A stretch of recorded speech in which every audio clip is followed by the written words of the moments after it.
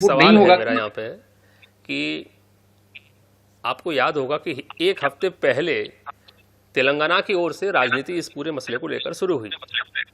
तेलंगाना के जो विपक्ष के नेता हैं और पूर्व सीएम हैं केसीआर, पहले वो बयान देते हैं और उसके अगले दिन जो वर्तमान सीएम है रेवंता रेड्डी, उनके साथ मुलाकातें होती हैं कुछ लोगों की, उसके विजुअल सामने आते हैं। वो सभी सब शांति वार्ता समिति के सभी सदस्य हैं, वहाँ के विचारक हैं, नक्सली विचारक, नक्सली ये कह सकते हैं कि नक्सली विचारधारा को समर्थन करने वाले कुछ बुद्धिजीवी टाइप के लोग, वो लोग तेलंगाना के सीएम से मिलते हैं और कहते हैं कि वो छत्तीसगढ़ सरकार से बात करे, भारत सरकार से बात करे और सरेंडर के लिए माहौल बनाया जाए।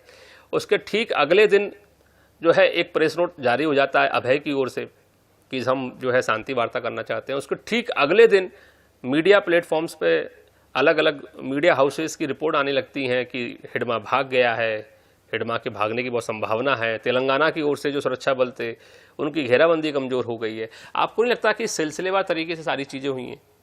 इन सबके बीच में कोई एक आपस में कनेक्शन है? क्या लगता है यदि इन तीनों चारों घटनाओं को यदि हम जोड़ के देखें तो लगता है कि हाँ, हिडमा वास्तव में भाग चुका है, वास्तव में जो बड़े लीडर हैं वो निकल चुके हैं और उसके बाद ही फिर ये इसकी कवायद शुरू की गई कि सरेंडर के लिए एक माहौल बनाया जाए, एक दबाव बनाया जाए छत्तीसगढ़ सरकार पे, भारत सरकार पे। तो क्या लगता है इनके बीच कोई कनेक्शन है इन सारी बातों का, इन सारी घटनाओं का?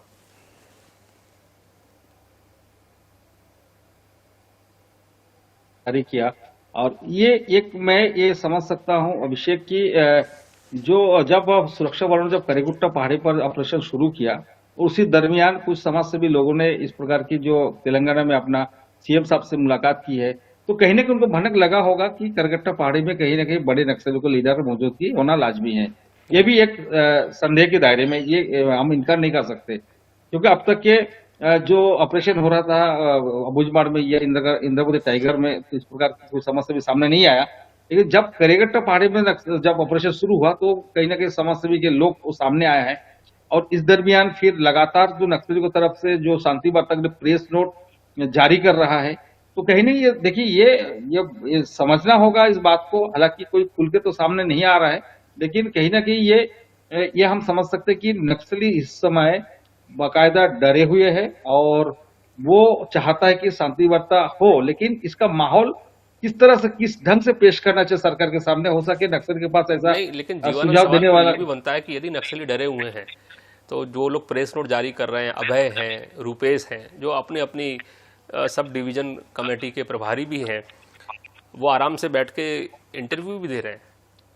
और यदि आप उनके इंटरव्यू पर देखेंगे, उसको उस पर वो डालेंगे, नज़र डालेंगे, तो आपको लगेगा कि वो साहब बोल रहे हैं कि यदि उनकी घेराबंदी करनी है तो वो बस्तर छोड़ के नहीं जा रहे हैं, वो बस्तर के इलाकों में ही हैं। तो यदि वो डरे हुए हैं तो इतने आराम से प्रेस नोट जारी कर पा रहे हैं, इंटरव्यू दे पा रहे हैं, कहाँ डरे हुए हैं? वो तो कह रहे हैं बस्तर में मौजूद देखिए, है। निश्चित ये बात सही है अभिषेक। देखिए, किसी के माथे पे ये नहीं लिखा है कि वो नक्सली है। हम्म। नक्सली हम समझते एक विचारधारा की लड़ाई है।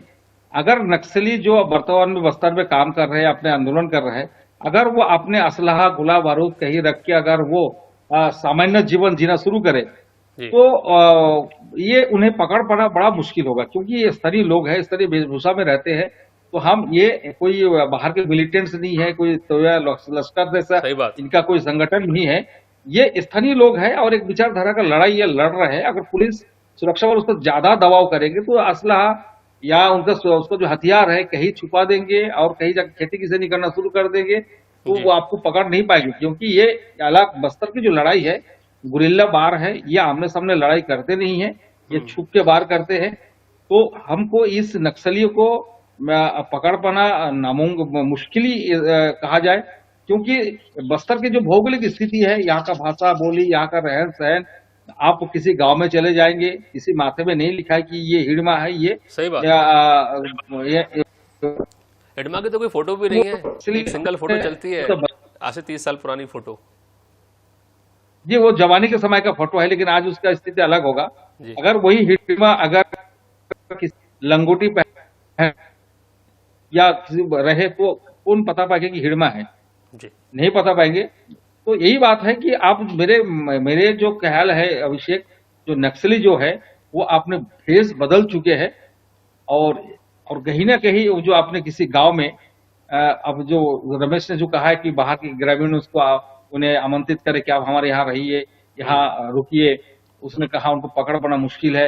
ये बात भी सत्य है। अगर ये नक्सली यहाँ के बस्तर के ही लोग हैं, भले कि पुलिस रिकॉर्ड में किसी का नाम हो, किसी का नाम ना हो, सबका नाम होना संभव नहीं है जी। और सबका पहचान होना भी संभव नहीं है। तो बस्तर के ही लोग हैं। अगर वही बस्तर के लोग किसी गांव के कोई युवा अगर नक्सली में भर्ती हो गया और उसका रिकॉर्ड लिस्ट में नहीं है और दोबारा आके उस गांव में रहना शुरू करे, बिना इनपुट में उसको कैसे पकड़ेंगे? तो कहीं ना कहीं ये बड़ी मुश्किल तो हो रही है उससे उससे पहचानना, उसको पहचान कर निकालना। ये भी अलग, लेकिन एक कहावत है कि चोर के दाढ़ी में तीन का।